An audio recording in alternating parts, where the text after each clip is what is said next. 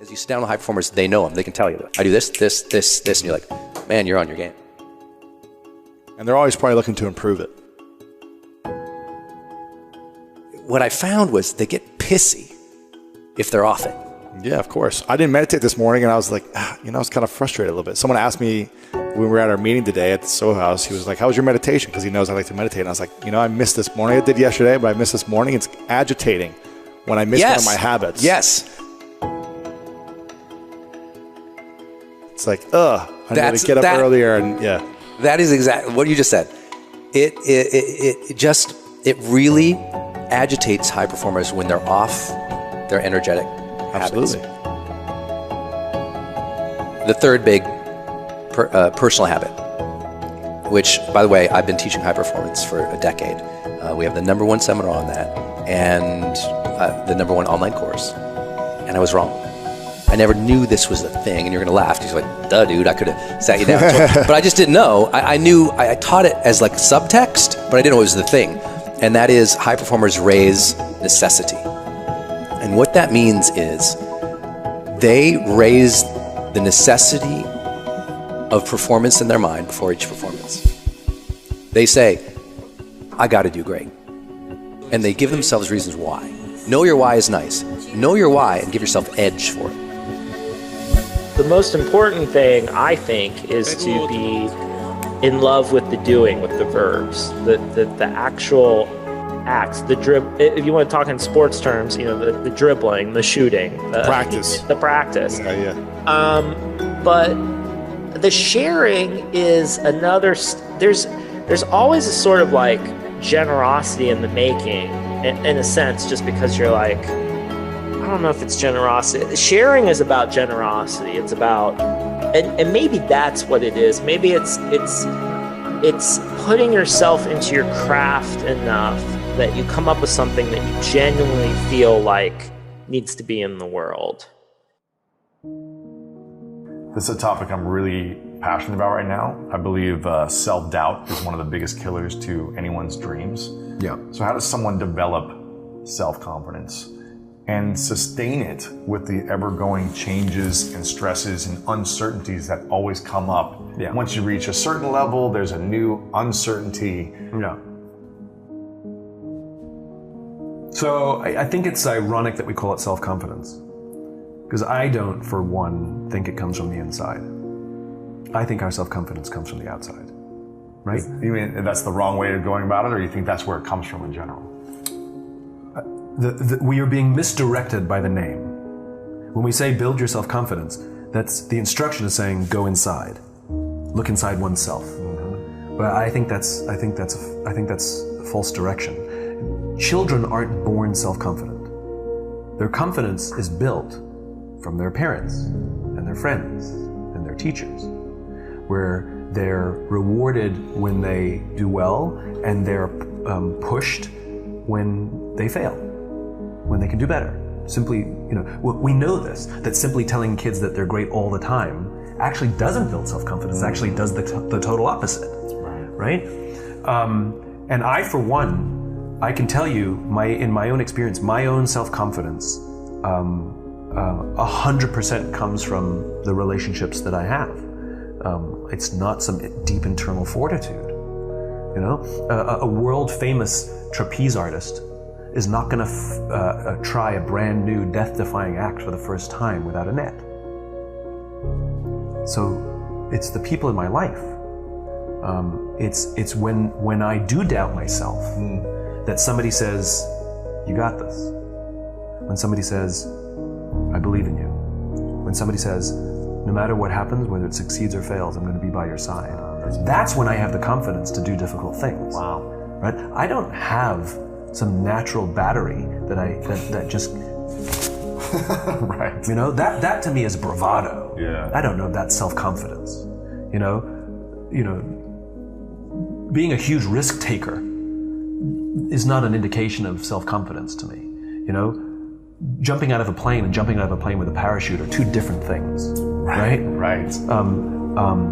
To me, self-confidence is measured, and there should be a degree of doubt, But I think true self-confidence, belief in oneself and belief in one's cause, I could not do the things that I'm doing, and I would not have the strength to have made the sacrifices that I've made, or continue to wake up on a daily basis to drive to spread this message, if I were alone. And so when we talk about building one's self-confidence, I think the mistake that we make is that we look inside. I think the reality is when we're trying to build our self-confidence, we should be looking to our friends, we should be nursing our relationships. When I'm looking to build my self-confidence, the question is, who around me do I need to take care of? You know, the way we build our self-confidence is by helping somebody else build theirs. It's an act of, we will build our confidence with an act of service. But that's true not only in a broad sense that we're part of these tribes, like big tribes, you know, what it means to be a Christian or to be American or to be Australian or whatever. But it's also true in the small tribes that we belong to, what it means to be a neighbor on this street or a member of your local CrossFit gym or to volunteer for a local organization. All of those tribes, all of those groups that you belong to have a set of shared expectations, a set of shared norms. And the key, if you want to build habits that last, if you want to change the way that you interpret cues, is to join a group where the desired behavior is the normal behavior, right? Like there are plenty of people who they want to work out, but going to the gym feels like a lot to them. It feels hard, feels like a sacrifice. But there are also people who go to the gym every week and it's just normal. It doesn't feel like an obligation. That's the desired behavior is the normal behavior. It's their lifestyle. Right. Same thing for musicians, you know, like if you want to learn an instrument, hang out with people who play all the time. You know, like if you hang out with a bunch of musicians, it's like, well, yeah, that's what we do all day. We play 4 days a week. We play 7 days a week because it just happens. That's what the tribe does.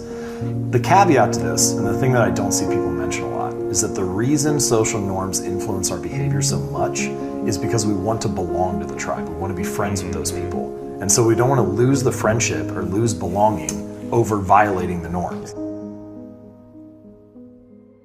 If there was a genie and a genie could grant you any one wish, but only one wish, what would you wish for? If it was only one wish, what would you wish for?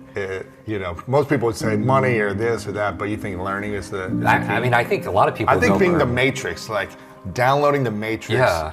It's where I could learn jujitsu in a second. Exactly. If I can learn a language in a second. If I can like- have this skill. So I think the hack a lot of people would do is if it was any one wish, they would wish for more wishes, right? Exactly. They would ask for infinite wishes. So the equivalent, if I was your learning genie and I could grant you any one wish to learn any subject or any skill, just like become a master at it, the equivalent, what's the equivalent of the answer of asking for infinite wishes? It would be learning how to learn. Because if you can learn how to learn, the world is yours, especially today, because nobody who's listening and watching gets paid for their brute strength, it's their brain strength. It's not your muscle power, it's completely your mind power. And the challenge is your brain doesn't come with an owner's manual, it's not user-friendly, and that's the reason why I wrote this book. But the Limitless Model is an explanatory schema, a framework for learning anything faster. And not only that, but really for accessing our human potential. Because I think if there's one infinite, limitless resource on planet Earth, it's human capability. There's no limit on our determination. There's no limit to our imagination. There's no limit to our creativity. And yet we're not shown how to be able to access that. And so this framework is a 3-part framework. And what I would offer everyone to do is, I love to turn this into like a little master class, make it really engaging. And so don't listen passively, because we don't learn through, the human brain doesn't learn through consumption, it learns through creation and creativity and getting involved in things. And I know a lot of us learn faster when we actually roll up our sleeves and do it. So I would encourage everybody as they're working out or cleaning the house or whatever they're doing at the same time to try to get involved in this. High performers seek clarity. And what that means for them is every situation they go into, they're seeking clarity and setting intention. And it's not like once in a while, they're doing it way more often. It's like, you know, I've been blessed to work with Oprah Winfrey. When she has a meeting, at the start of every meeting, she asks, what's our intention here? What's the intention of this meeting? Not, what's the agenda, what do I do? What's the intention? That's every meeting. So she's seeking clarity at the beginning of every meeting. That's why she's so amazing, right? If you think about her whole career, she was always trying to have people seek clarity on who they were so they could be themselves. That's what high performers are doing. if you watch old clips of like Kobe Bryant, he'll talk about like, I'm just a fan of all these people and I'm just stealing their moves and I'm trying to do the game better.